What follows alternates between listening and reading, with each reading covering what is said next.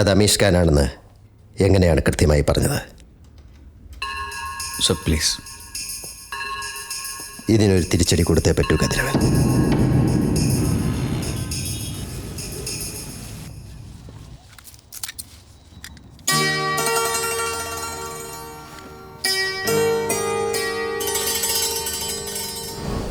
Hello wait, എന്താ കാണാത്ത പട്ടിൽ പോണത്? ഓക്കെ, എല്ലാം മറക്കാൻ ഞാൻ തന്നെയാ പറഞ്ഞത്. അതുകൊണ്ട് ഒരു ഹായ് പോലും പറയില്ലേ? Hi bye. വെയിറ്റ്, ഇതാ ഒരുപാട് ബുക്ക് വായിക്കുന്നല്ലേ? ആര് പറഞ്ഞു? ജോസഫാ പറഞ്ഞേ. ഇത് നിനക്ക് വേണ്ടി തേടി കണ്ടുപിടിച്ച് വാങ്ങിയൊന്നും അല്ല. 60% ഡിസ്കൗണ്ട് ഉണ്ടായിരുന്നു, അതുകൊണ്ട് വാങ്ങിയതാ. ബുക്ക് തന്നു വെച്ചിട്ട് ഞാൻ നിന്നെ എന്തോ ലവ് ആണെന്നൊന്നും വിചാരിക്കരുത്, മനസ്സിലായാ? മനസ്സിലായി.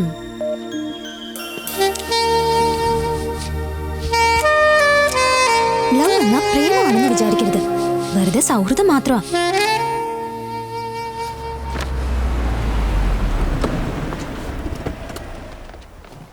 Welcome sir. വരണം മിസ്റ്റർ മഹാദേവൻ. എങ്ങനെ ഇരിക്കുന്നു? നന്നായി പോകുന്നു. ഇരിക്കൂ. നമസ്തേ. നമസ്കാരം. ഒരു ബിസിനസ് ചക്രവർത്തി പെട്ടെന്ന് നേരിൽ കാണുമെന്ന് പറയുമ്പോൾ വലിയ എന്തോ ഒരു കാര്യമായിരിക്കണമല്ലോ. ജി, താങ്കൾ വളരെ പെരുപ്പിച്ച് സംസാരിക്കുകയാണ്. അതാണല്ലോ സത്യം. മഹാരാഷ്ട്രയിൽ കപ്പൽ നിർമ്മിക്കുന്ന കമ്പനി, ഗുജറാത്തിൽ കപ്പൽ പൊളിക്കുന്ന കമ്പനി, പെട്രോൾ, കൽക്കരി, marble, iron, cement, real estate, എല്ലാത്തിനും നിങ്ങളുണ്ടല്ലേ.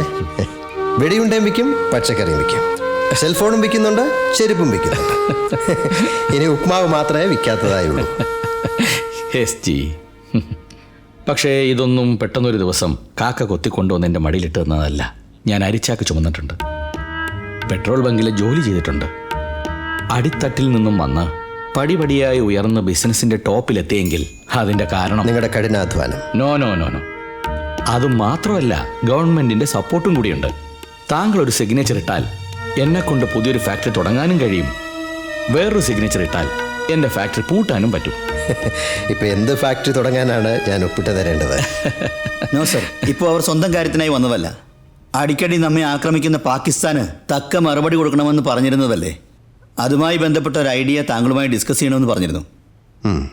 I am always open for ideas. പറയൂ. പാകിസ്ഥാൻ നമ്മുടെ പഴയ ബന്ധുവാണ്. നേരെ വന്ന് ഒന്നും ചെയ്യാതെ ഒളിഞ്ഞു നിന്ന് നമ്മളെ ഉപദ്രവിച്ചുകൊണ്ടിരിക്കും. പോലീസ് മർദ്ദനത്തെ കുറിച്ചൊക്കെ നിങ്ങൾക്കറിയാമല്ലോ.